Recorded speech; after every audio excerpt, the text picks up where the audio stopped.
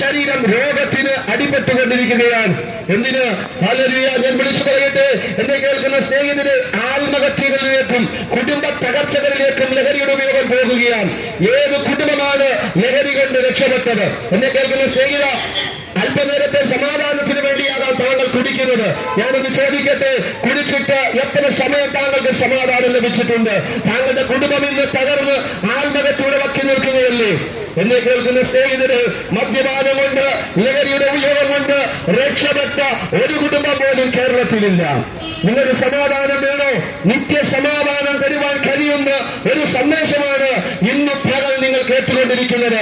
ഞാൻ എന്റെ സമാധാനം നിങ്ങൾക്ക് തന്നേച്ചു പോകുന്നു എന്ന് പറഞ്ഞ ഏക നേതാവ്, ഏക രക്ഷകൻ, അത് മറ്റാരുമല്ല, ഇന്നേക്ക് 2000 വർഷങ്ങൾക്ക് മുമ്പ് മാനവരാശിയുടെ പാപത്തിന്റെ പരിഹാരത്തിന് വേണ്ടി ഈ താണഭൂമിയിലേക്ക് ഇറങ്ങി വന്ന ഏക രക്ഷകൻ, ഞാനാണ് വഴിയും സത്യവും ജീവനും എന്ന് പറഞ്ഞ യേശു ക്രിസ്തുവാണ് ആ രക്ഷകൻ എന്ന് പറയുന്നത്. തകർന്നു നിൽക്കുന്ന കുടുംബത്തെ രക്ഷിക്കാൻ, തകർന്നു നിൽക്കുന്ന ജീവിതത്തെ രക്ഷിക്കാൻ, ഏത് പാപ സ്വഭാവത്തിൽ നിന്നും, ഏത് ലഹരിയുടെ ആസക്തിയിൽ നിന്നും താങ്കളെ രക്ഷിക്കാൻ കഴിയുന്ന ഒരേ ഒരു നാമം, അത് യേശു ക്രിസ്തുവിന്റെ നാമം മാത്രമാണ്. അതിനെന്ത് ചെയ്യണം? ഒരു കാര്യം മാത്രം താങ്കൾ ചെയ്താൽ മതി. ഇത് താങ്കളെന്ന് വിശ്വസിക്കാനിടയായി തീർന്നാൽ മതി.